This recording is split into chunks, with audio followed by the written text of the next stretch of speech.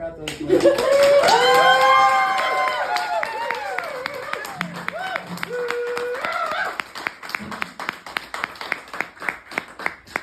Okay.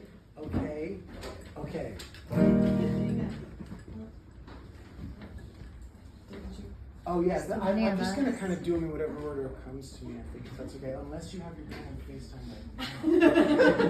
Because you do have a free membership, right? The free membership's important. Free membership's important. Nobody else had a free membership. You said a random cover. How about I just cover the first song I think of? Okay. I don't know if this is what came to me. It's not a funny one. I can do a funny one for a second. It's not funny if you like it. But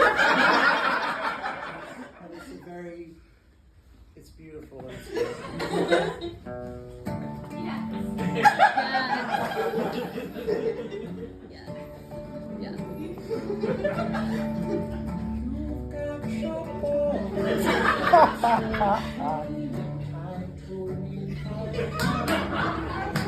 Why does he also do this?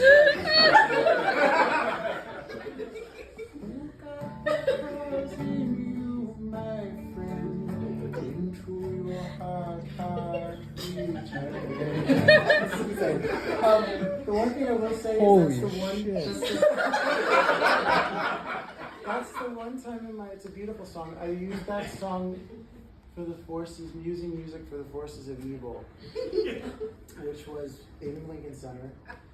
If you were a college student between 1997 and 2001 and you played guitar, it was like Know Any Dave? Like that was it. Yes. And or it was what's the fucking said maybe. Oh, I'm sure I did. Spin Doctors. Well, that was early. I was mistaken. On the day I got dropped from Capitol Records, I was in a restaurant in Nashville, and the waiter came over, and it was a deflated dinner, and the waiter came over and was like, "You a musician?" And I was like, "I guess."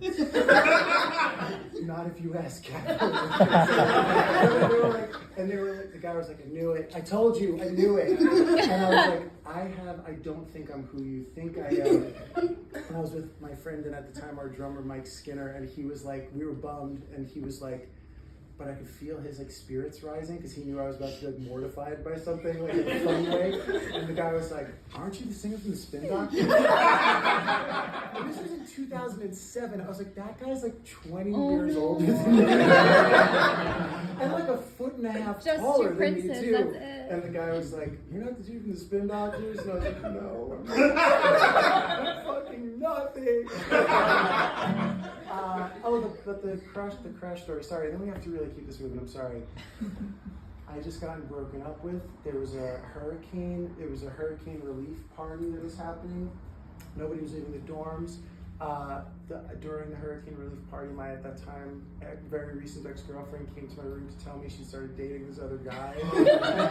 I remember being like, we were just talking. She said that, and I remember it was like Max Fisher or something. Like I was like, "You have to leave."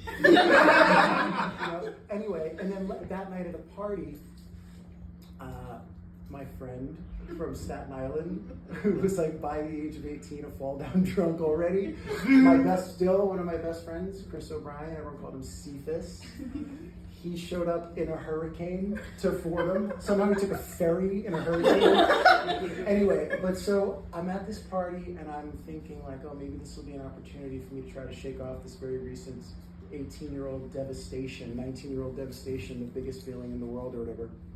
And there was this person that was also in our freshman philosophy class, Bobby Lynn Jones, and I thought she was pretty or whatever. And then, yeah, she was beautiful. And so I was like, someone handed me a guitar, and she said, "Do you know any Dave?" And in any other circumstance, I would have been like, "No." But I was like, "You mean?"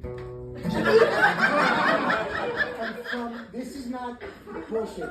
From down the hall, Chris O'Brien is like Staten Island. Like he's also like a crazy, brilliant. He's not a Staten Island guy, Jersey Shore TV show, but he's from where we're from. There's a coarseness. And from down the hall, I hear it. Yo, bro, what the fuck are you doing? Like, he heard it, and it was like amazing. It was like the bullshit police. Like, he was like, and I was like, okay. Also, that was the first night that I did cocaine. That was a tough night. I woke up the next day, and Kevin Kolonkowski, our friend and my roommate, was sitting at the foot of my bed just looking at me. He was like, don't ever do that again. And I was like, I won't. I did. Okay, so sorry.